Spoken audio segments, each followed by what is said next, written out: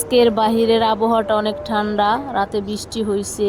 তো সব সময় তো পুরান পোশাক পরি, তো আজকে ভাবলাম একটু নিজেকে সাজাই। তো যেই ভাবনা সেই কাজ, নিজেকে একটু সুন্দরভাবে সাজালাম।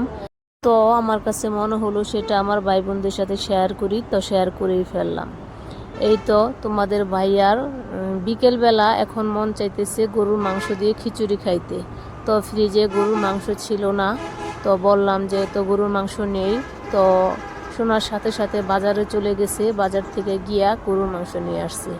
তো ভালো মাংস পায়নি, এগুলো হচ্ছে সিনার মাংস। তো সিনার মাংস তো হাড্ডি থাকে, মাংস কম থাকে, তো খাইতে অনেক মজা, সেটা সবাই জানো। এই তো সাথে কিছু পেঁয়াজও নিয়ে আসছে, কারণ পেঁয়াজের দাম সামনে বেড়ে যেতে পারে, কারণ এখন অনেক পেঁয়াজ দামও কম। ভাবলাম কিছু কিছু করে এনে রাখলে হয়তো পরবর্তীতে পেঁয়াজটা কম লাগবে, কারণ আমার রান্নার ক্ষেত্রে পেঁয়াজটা অনেক বেশি লাগে। এর জন্য অল্প অল্প করে আমি জমিয়ে রাখতেছি।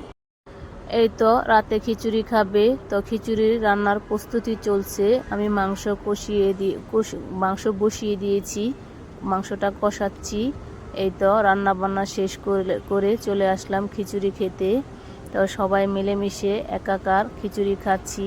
আমার এই ছোট্ট পুচকো মেয়েটি খিচুড়ি খেতে খুব পছন্দ করে, তো তাকেও দিয়েছি। দেখো সে মোবাইল দেখতেছে আর একটু একটু করে খাচ্ছে, আর বলতেছে কিছুক্ষণ পর পর বলতেছে খুব মজা হয়েছে, খুব মজা হয়েছে।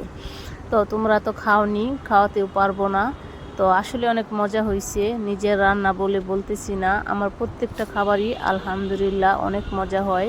ও আমার হাজবেন্ড আর কি বলে, তো আমার কাছেও ভালো লাগে। যারা এই মুহূর্তে আমার ভিডিওটি দেখতেছো, প্লিজ দয়া করে একটি লাইক দিয়ে ভিডিওটি কন্টিনিউ করো।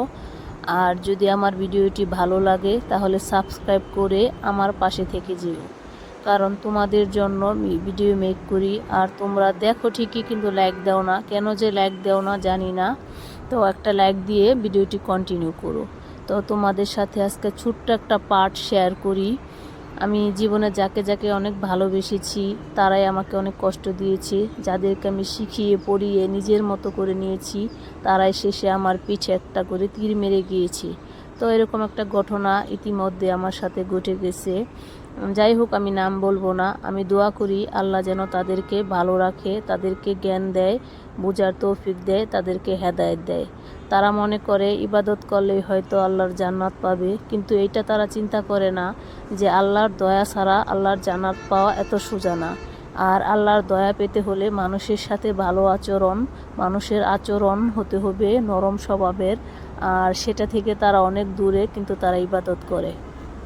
যাই হোক, আমি এত ইবাদত করতে পারি না, কিন্তু আমার চরিত্র, আমার আচার আচরণ আমি ভালো রাখার চেষ্টা করি ইনশাল্লাহ। তো আজকে চলে যাচ্ছি, আবার আসবো, যাচ্ছি না, আবার তোমাদের সাথে দেখা হবে ইনশাল্লাহ। আল্লাহ হাফেজ।